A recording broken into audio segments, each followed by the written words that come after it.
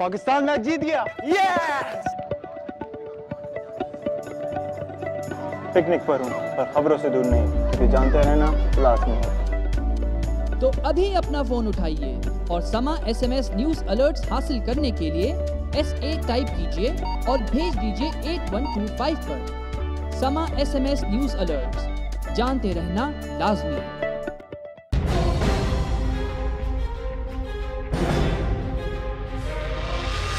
रातों के भूत बातों से नहीं मानेंगे। कोई किसी को हाथ नहीं लगाएगा। सच सच बता, कौन सी एजेंसी से ताल्लुक है तेरा?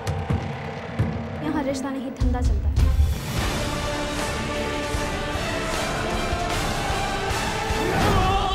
अगर तुझमें हिम्मत है तो हम भाग कर शादी कर लेते हैं। तू क्या समझती है? भाग जाएगी। अब तो वही होगा गांव वाले चाहते हैं और जो हमारी रवायत है। बस बस रहने दो, तुम सिर्फ तमाशा देखने वालों में से। शूट कर इसको। क्या पागल हो गया क्या? अच्छी कोशिश है और इसमें अच्छी बात ये है कि आप इसका एंड बहुत अच्छा करते हैं, यानी अंजाम ऐसा होता है जिससे लोगों का दिमाग खुले, उन्हें पता चले कि बुरे काम का अंजाम बुरा होता है और सब्र का अंजाम हमेशा, फल आपको हमेशा अच्छा मिलता है। मैं समझता हूँ मीडिया जो है जब इन चीज़ों को हाईलाइट करता है तो वो एक, मैं समझता हूँ एक कड़वी दवा की तरह है कि उसको आपको पीना है और आपको उसको एक्सेप्ट करना है कि ये चीज़ें हैं। मेरी कहानी मेरी ज़बानी में चीज़ें रीबिल्ड की जाती हैं और उनका फोकस ही ये होता है कि लोगों को याद दिलाया जाए कि जो ज़मीर अंदर जाग रहा है वो बताता है हर बार गुनाह करने से पहले कि आप गलत कर रहे हैं। वो बच्चियाँ या औरतें जो घर में बैठी हैं या मर्द हज़रात जो गलत कर जाते हैं, उनके लिए बहुत बड़ी इस्लाह है, क्योंकि आप देख के दूसरे की क्राइम को, जो उसने गलती की, आप सीख सकते हैं कि अगर ये ना किया होता तो जाने भी नहीं जाती। मेरी कहानी मेरी ज़बानी के बारे में मैं कहूँगा कि डिफरेंट है, हकीकत से करीब है। माशरे को एक सबक दिया जाए, मेरा ख्याल यही मकसद है और इससे काफ़ी लोग सुधरे भी होंगे और काफ़ी लोग जो हैं इस इंडस्ट्री में भी आगे होंगे। अच्छे शो चलना चाहिए। ये जितने भी शो जो गलत चल रहे हैं ना, ये मारा धाड़ी के गलत होने चाहिए, नहीं बताना चाहिए। नहीं, अच्छी बात है। इस तरह ये है ना कि बेराबरी कम होगी थोड़ी, लेकिन जो आप लोग बिल्कुल साफ साफ दिखाते हैं ना, ये नहीं करना चाहिए।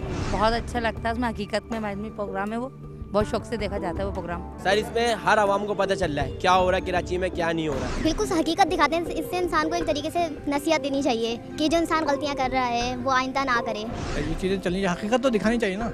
मीडिया तो के वजह से तो हम लोग आज इतने आगे चले गए, वरना तो हम लोग जाहिल थे, हमें तो कुछ पता ही नहीं था। हमारे सियासतदानों ने हमारे आँखें बंद कर दी थी। कहते हैं ज़ुबाने खल्क को निकारा खुदा समझो। इस बात के पेश नज़र हमने मेरी कहानी मेरी ज़ुबानी के उन्वान से मुआशरे में होने वाले वो सच मगर तल्ख वाक़ियात व हादसात आपके सामने पेश किए, जिसे देखकर हमें दुख भी हुआ और ये एहसास भी कि कैसे एक अजीम माँ अपनी जवान औलादों के होते हुए भी ईदी सेंटर पर रहने पर मजबूर है।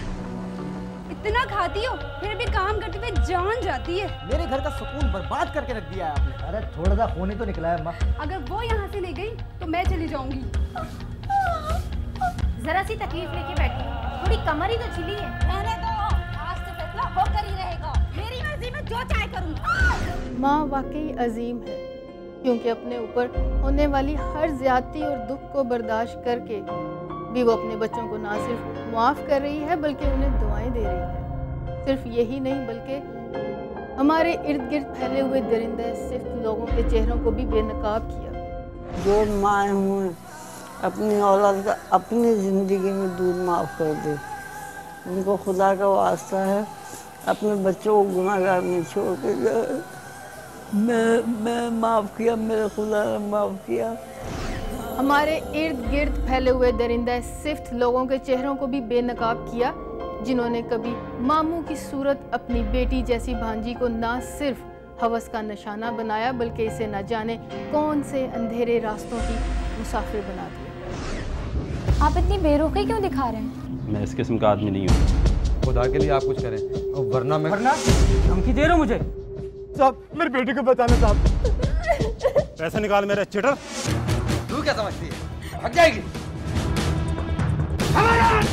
हमारे घर की तलाशी लेनी है। लेकिन क्यों साहब? ऐसे किरदारों को देखकर कुछ लोगों ने तो सच बर्दाश्त करने की जुर्रत की, मगर कुछ का ख्याल था कि सर वो प्रोग्राम बहुत अच्छा है, लेकिन इसमें एक नेगेटिव पॉइंट भी होता है कि जो चीज़ आप फिल्माइज करते हो उसमें लोग पिक भी करते हैं। नहीं भाई, अकेले में देखते हैं रात को बैठकर, नहीं कुछ उससे यार थोड़ा दिमाग पे असर पड़ता है ना, इससे बहुत सारी चीज़ें सीखने को मिलती हैं। कई दफ़ा ऐसा होता है मैं अपनी फैमिली में बैठी होती हूँ, बच्चियों को जो बात मैं वैसे बता रही होती हूँ उन्हें समझ में नहीं आती, लेकिन जिस दिन मैं देखती हूँ कि मेरी कहानी मेरी ज़बानी में कोई ऐसी स्टोरी आई है जो इन तक पहुँचनी चाहिए, तो मैं बहला के पकड़ के बिठा लेती हूँ, और ज़रा देखो ये क्या बता रहे हैं, क्या होता है। बड़ी टची और बड़ी नाजुक सी बात है, क्योंकि इसमें दिखाया बहुत कुछ गलत जा रहा होता है और फ़ौरन सोचा जाए तो वो बहुत बुरा लग रहा होता है।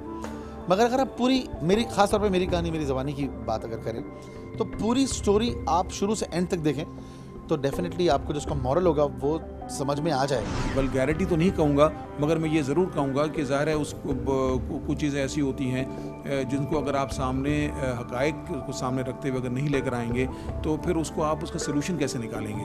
तो मैं नहीं समझता हूँ उसको मैं वल्गैरिटी कहूँगा। ज़ाहिर है ये हमारे एक हार्ड फैक्ट्स हैं जिसको एक्सेप्ट करना बड़ा मुश्किल है, मगर ये चीज़ें हो रही हैं। अगर जराइम का लोगों को पता हो और फिर जराइम के बाद मिलने वाली सज़ाओं का लोगों को पता हो तो यकीनन थोड़ा सा खौफ पैदा होगा। मेन चीज़ है इन तमाम प्रोग्राम्स की, खासतौर पर इस प्रोग्राम की भी कि रीएनैक्टमेंट के बाद जो है नए नए आर्टिस्टों को भी मौका मिल गया, और मेरी कहानी मेरी ज़ुबानी भी उन प्रोग्राम्स में से एक था जिसमें क्या नाम है बहुत सारे नए आर्टिस्टों को मौका मिला। बहुत से लोग चाहते हैं ना टीवी पे काम करना, यानी जब हमें देखते हैं बहुत से लोगों को देखते हैं वो हमें कहते हैं यार हमें टीवी में काम करना है। मेरे ख्याल में पूरी फैमिलीज़ को बैठ के अपने बच्चों को भी बताना चाहिए कि इट्स अ प्रैक्टिकल लाइफ और इस तरह की चीज़ें आगे प्रैक्टिकल लाइफ में हो सकती हैं। जी बहुत शौक से बल्कि हम देखते हैं टाइम टू टाइम, लेकिन ये कि काफ़ी प्रोग्राम बहुत अच्छा है, काफ़ी सबक मिलता है। अगर जो दिल से देखे, जो पॉजिटिव वे में देखे तो काफ़ी सबक मिलता है। मगर इसमें जो नेगेटिव आते हैं ना उसको फुल जिस तरह एक कॉमन खुल के दिखाते हैं वो थोड़ा सा ना एक देखना है, क्योंकि उसके साथ बच्चे भी बैठे हुए होते हैं। उसके अंदर कोई बुराई या कोई गलत चीज़ होती है तो हमारे घर वालों के साथ में बैठ के ये प्रोग्राम्स नहीं देख रही होती। हम लोग अपने पेरेंट्स के साथ ये प्रोग्राम्स बैठ के देख रहे होते हैं। इसके ना मुझे तो फील नहीं होता कि कुछ गलत है या कुछ नहीं है, बल्कि ये सीखने को मिलता है कि हम आजकल हो क्या रहा है, पाकिस्तान में कराची में हो क्या रहा है, ये तो रियलिटी है। हमदर्दी के पीछे नापाक अज़ाइम रखने वाली महल्लेदारनी जिसने 3 मासूम जिंदगियां तबाह कर दी, ये ऐसी दास्तान थी जिसे देखकर लोगों ने हमसे राब्ता किया कि वो इन बच्चियों के लिए कुछ करना चाहते हैं। तुम कहाँ से आ गई? तुम बहुत बुरे हैं। पहली बात तो ये समझ लो यहाँ रिश्ता नहीं धंधा चलता है।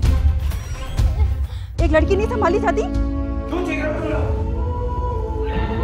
अगर वो एक दफा आ गई और घर का रास्ता उसने समझ लिया, अब अगर तेरी आवाज निकली तो गला दबा दूंगा। ये लो तहमीना, आज तुम्हें कॉल पर जाना है। तहमीना कहीं नहीं जाएगी। बहुत अच्छा लगता है, मैं अक्सर देखती हूँ उसे, और एक दो स्टोरीज़ की याद भी है। एक दफ़ा 3 बहनों की कहानी दिखाया था उसमें। क्राइम की ये जो है कम हो जाएंगी, इससे लोग होशियार हो जाते हैं कि नहीं हम ऐसा नहीं करेंगे ताकि ऐसा हमारे साथ इस तरह से पेश आ सके। इतने ऐसे ऐसे केसेस के जिसका हम तसव्वुर भी नहीं कर सकते कि ऐसा भी हो सकता है। रिश्तों पे से भरोसा उठ गया है। हाँ, इससे लोग देखते हैं, लोगों को इबरत हासिल होती है कि इस तरह की कहानी होती है, यानी कि लोगों को पता चलता है किस तरह से भी होता है इसमें। इन्हीं वाक़यात की रूह में बहते हुए हमने मुआशरे के कुछ ऐसे किरदार को भी पेश किया जिसने जुल्म और बर्बरियत की हद कर दी थी। जी हाँ, बदनामे ज़माना वाइट करोला केस।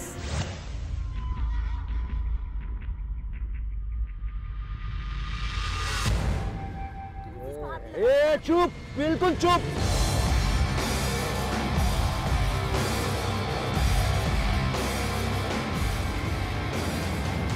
दिल तो पागल है, संभाल के रख उसको।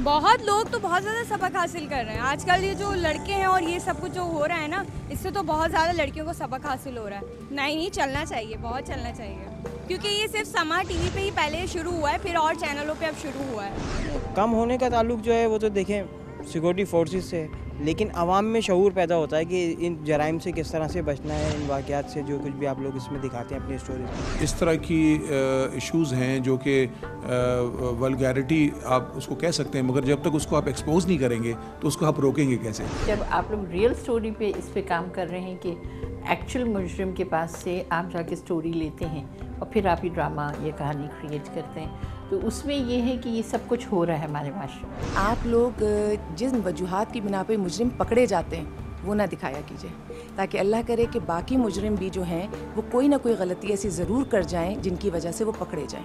जितनी चीज़ें नेक नियति से बनाई जाती हैं उनमें बहुत कुछ ऐसा भी होता है जो गलत दिखने में नज़र आ रहा होता है, मगर उसका एंड जो होता है वो बेहतर होता है और उस सबक आमोज़ ही होता है। समा में जो क्राइम स्टोरीज़ के हवाले से आपको एक प्रोग्राम नज़र आता है वीकली, और उसमें माशरे की बुराइयों को ड्रामाटाइज़ करके आपको दिखाया जाता है। उसमें यकीनन एक्टर्स होते हैं और वो रियल स्टोरीज़ को ही ड्रामाटाइज़ कर रहे होते हैं, तो वो एक हद तक तो इंटरटेनिंग भी है, दूसरी तरफ माशरे की बुराइयों का एक बेहतरीन अक्कास भी है। बहुत से लोग जिनको मैं जानता हूँ जो हमारे पास आते थे एक ज़माने में कि एक्टिंग करा दें, मानी भाई एक्टिंग करा दें, और हमें समझ नहीं आती थी इनको कहाँ फिट करें। तो एटलीस्ट ये एक ऐसी इंडस्ट्री बन गई है जिसमें कि सबके पास मौका है और इनको काम करने का एटलीस्ट एक ज़रिया भी मिल गया, एक किस्म की क्या नाम है। और यहाँ इनके भी स्टार्स होते हैं, ये रीइन्वेंट के भी अलग स्टार हैं। मतलब अगर हिमायू सईद अलग स्टार है तो उसके ड्रामे की व्यूअरशिप इतनी नहीं है जितनी इस ड्रामे की है। मज़े की बात ये भी है।